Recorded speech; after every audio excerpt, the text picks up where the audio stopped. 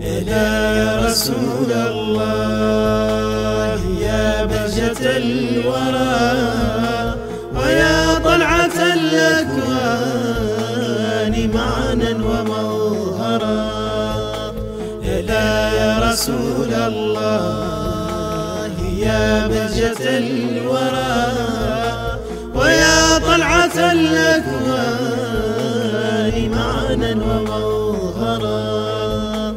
ويا رحمة الباري لسائر خلقه ويا خير موجود بدا وتسترا.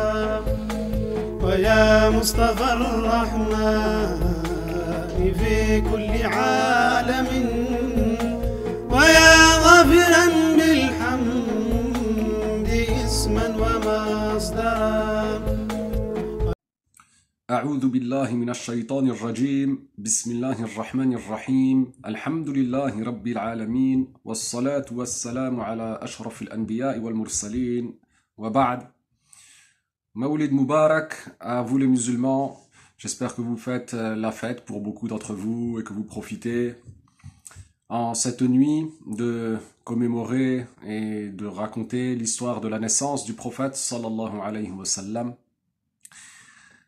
comme elle le fut racontée par les savants.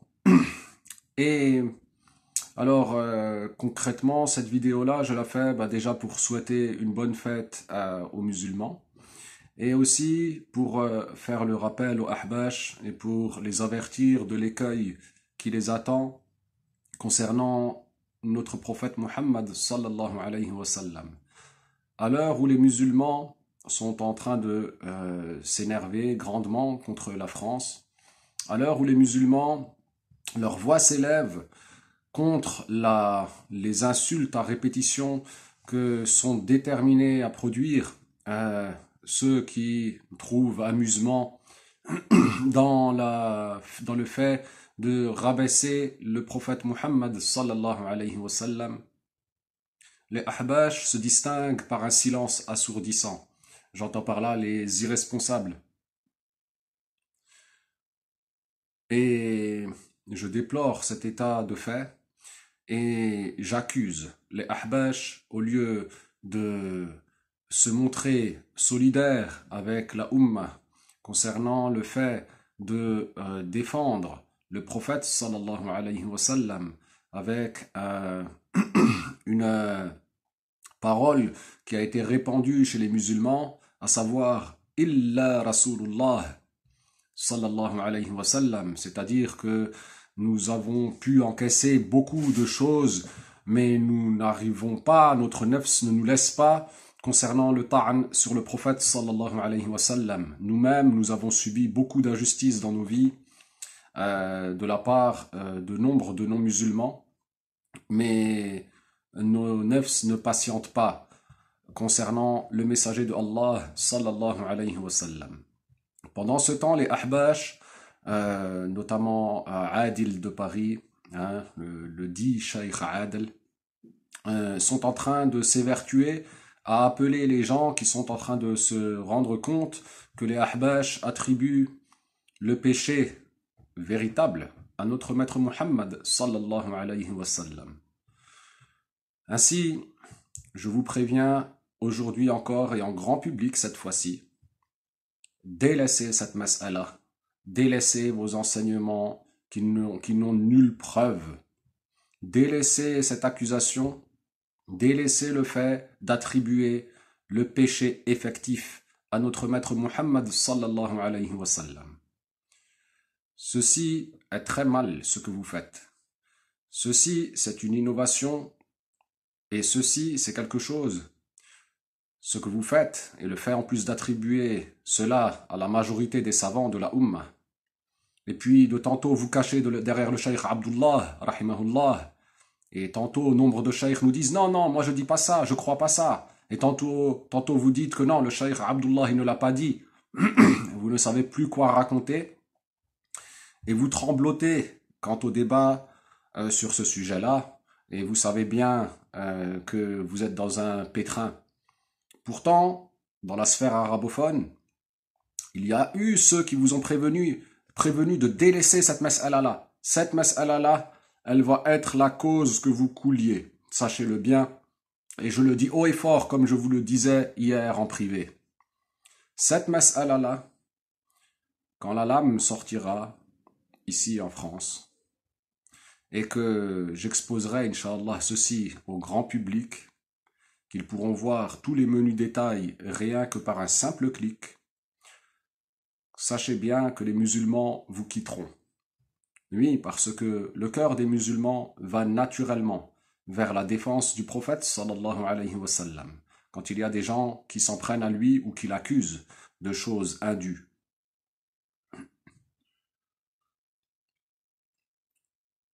Abu Hanifa radiyallahu anhu a dit Lam yartakib saghiratan wala kabiratan qattu. Il a dit en sens il n'a jamais commis de petits ni de grands péchés du tout. Une autre parole, eh bien une parole de sunnite, oui, alhamdulillah, je n'ai donné que celle-ci à titre d'exemple. Vous devez vous arrêter, les ahbash, de dire ce que nul au monde ne vous a précédé avec une impudeur absolument époustouflante. Ce sujet-là, j'ai refusé initialement de l'aborder directement en raison de la grande impudeur et de la grande imprudence que j'ai pu trouver chez les ahbash, à tel point que j'avais peur qu'ils ne disent encore 1001 paroles graves, 1001 accusations contre notre maître, le messager de Allah, sallallahu alayhi wa sallam, et qu'ils ne cherchent 1001 truchements diaboliques pour parvenir à cette accusation. Il vous avait dit, un certain réveillé en côté arabophone, il vous avait dit, mais pourquoi vous n'avez pas fait comme si c'était une erreur d'impression et hop, vous bazardez, vous enlevez tout ce que vous racontez, quoi. Et que c'était fini l'histoire. Nous, on ne veut pas que se multiplient les paroles mauvaises contre le messager de Allah, sallallahu alayhi wa sallam. On aurait voulu que vous vous arrêtiez sur cette mas'ala plus que les autres. On voulait que ça s'arrête et qu'il n'y ait pas la fitna qui vient de chez vous, en réalité. On aurait voulu que cela s'arrête, mais vous n'avez pas voulu entendre raison. Vous refusez et vous vous entêtez.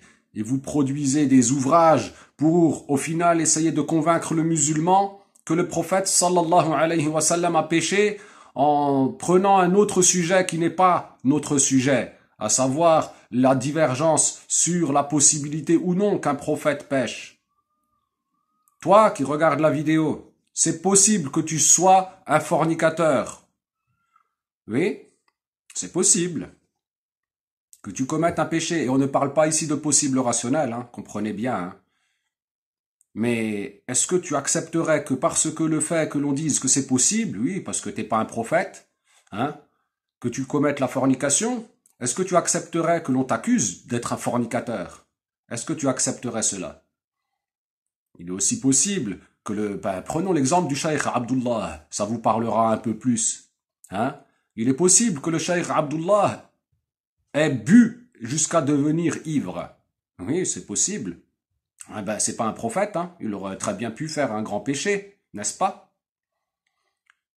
Est-ce que dire cela, c'est la même chose que dire « il a bu jusqu'à être ivre » ?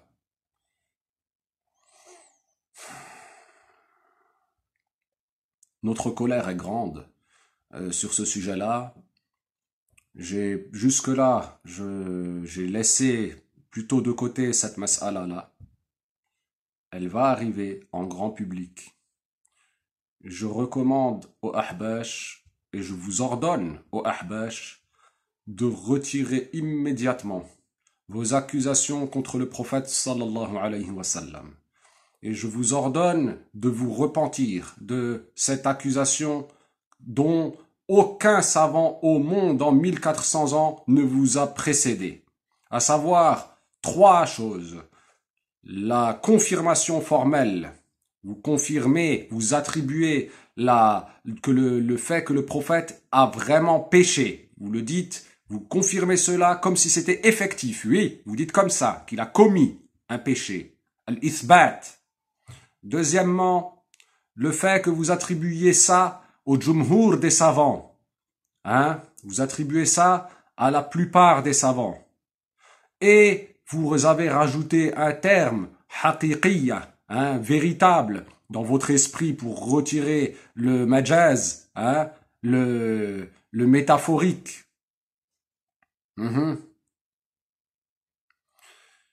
Je vous accuse, les ahbash, d'être très irrespectueux vis-à-vis du messager de Allah, sallallahu alayhi wa sallam. Et quand je dis les ahbash, je ne vise pas tous. Même des chouyours, ils disent non, je dis pas ça moi. Oui, des chouyours chez vous. Ils vous le disent pas en grand public, vous, les petits ahbash. Non, toi, ils te laissent croire. Mais oui, t'as appris que le prophète, il a péché, et puis voilà. Bon. Même si vous ne l'avez pas tous entendu, c'est ce qu'ils enseignent. Oui, oui, oui. Je vais tout détailler, cette mas'ala, complètement. De A à Z. J'aurais aimé l'éviter. Malheureusement, les ahbash en ont décidé autrement. Quand je vais vous montrer tout ce qui s'est dit, quand je vais vous montrer les preuves, quand je vais vous montrer les paroles des ahbash, quand je vais vous montrer comment ils tremblotent et comment ils vont à gauche, à droite, et comment ils esquivent, et comment ils se sont empêtrés sur cette mas'ala, comme dans bien d'autres d'ailleurs. Les bras vous en tomberont. C'est absolument répugnant. Alors, à vous les ahbash qui êtes silencieux, à vous les ahbash qui n'arrivez pas dans la Macronie à dire, ben, vous avez le droit de parler, hein, vous savez. Hein. Vous avez le droit de dire non, on n'est pas d'accord, on n'est pas content. Emmanuel Macron, faut arrêter d'inciter les gens à se moquer du prophète, sallallahu alayhi wa sallam. C'est l'être qui nous est le plus cher au monde, plus que notre propre personne, plus que nos propres personnes, plus que nos pères et nos mères, plus que nos enfants, plus que nos frères et nos sœurs. Pourquoi? Qu'est-ce qui... t'as peur de quoi? T'as peur qu'il te ferme le centre, c'est ça? Toujours. Hein? Tu vas dire pour la baroura, on se tait. Hein? On vous connaît bien, hein, on vous connaît très bien, hein, mais ton honneur dans ton cœur, il t'a pas, ça te remue pas. Yani, t'as peur au point que même ça, t'arrives pas à le dire. Même ça, t'arrives pas à le faire. Rabi'a. Même si toi et moi, on n'est pas d'accord sur plein de choses et tout ça, mais comment sur ça, yani, vous restez silencieux et à force de vouloir diriger des succursales, vous en avez oublié de la fonction initiale pour laquelle vous l'aviez faite. Réfléchissez un petit peu. Arrêtez d'être peureux. Vous voyez pas que l'on vous observe et que vos membres eux-mêmes vous observent. Ils savent bien, ils ressentent bien que le habashisme, ce n'est pas la voie de la fierté et de l'honneur, mais c'est plutôt la voie de la lâcheté et du déshonneur. Oui, la voie... Même si vous êtes comme ça, beaucoup, et vous et moi on le sait, peut-être qu'on l'expliquera en grand public un jour, hein, dans pas longtemps. Mais quand même sur ça, sur le prophète sallallahu alayhi wa sallam, comment vous ne trouvez pas la force? Même en étant faible, mais comment sur ça t'arrives pas? Ils ne seront jamais satisfaits de vous. Et le respect et la fierté ne se quémandent pas. La liberté ne se quémande pas. Ça se prend. Il va falloir que vous l'intégriez un jour. Alors, je vous avertis encore une nouvelle fois. Écoutez et entendez et comprenez. Arrêtez-vous. Arrêtez ce sujet-là. Vous ne résisterez pas.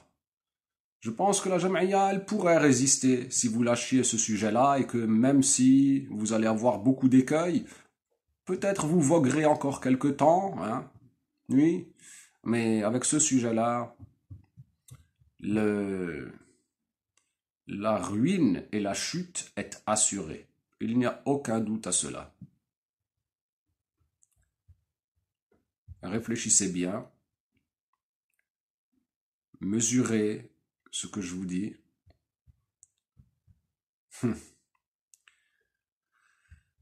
Et puis, sinon, bonne fête à tous les musulmans encore, hein, et les ahbash, il doit avoir un bien drôle de goût, hein, ce maoulid pour vous, hein.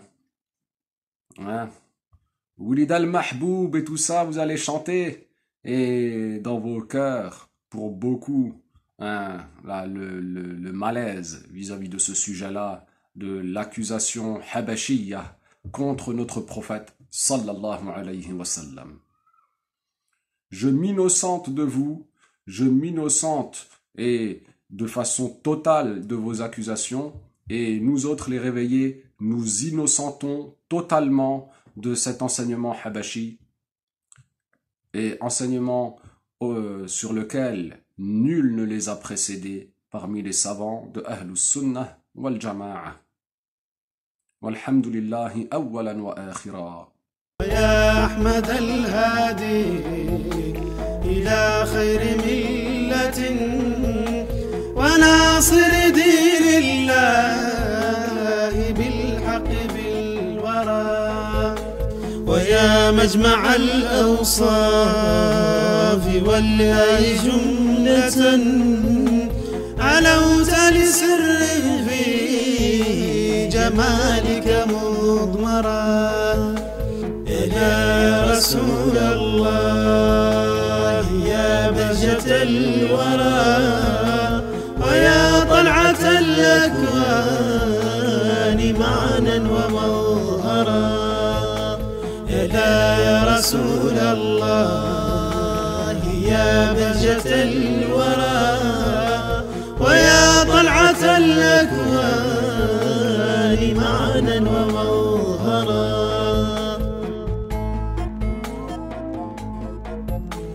فكنت حبيبا والعوالم لم تكن وكنت مرادا للإله مكبرا كما كنت في محراب قدسك ساجدا تراقب كل الذات عنها معبرا بنورك كان الكون فضلا ورحمة بحكم مراد الله طوبى لمن درى يا رسول الله يا بهجة الورى ويا طلعة الأكوان معنا ومظهرا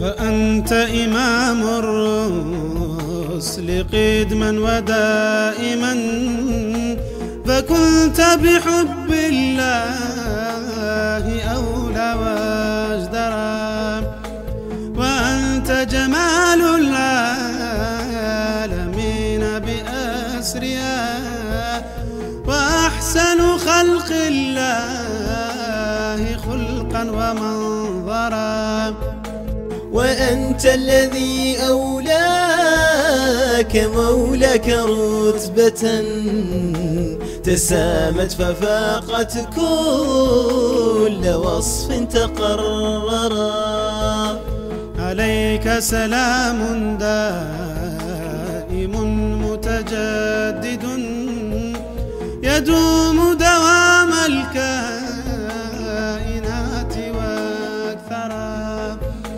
سلام به يحيا فؤادي ويرتقي ليسمع معاني الحب فيك تفكرا يا رسول الله يا بهجة الورى ويا طلعة الأكوان معنا ومظهرا يا رسول الله يا بهجة الورى ويا طلعة الأكوان معنا ومظهرا يا رسول الله يا بهجة الورى ويا طلعة الأكوان إيمانا ومظهرا. لا يا رسول الله يا بهجة الورى ويا طلعة الأكوان معنا ومظهرا.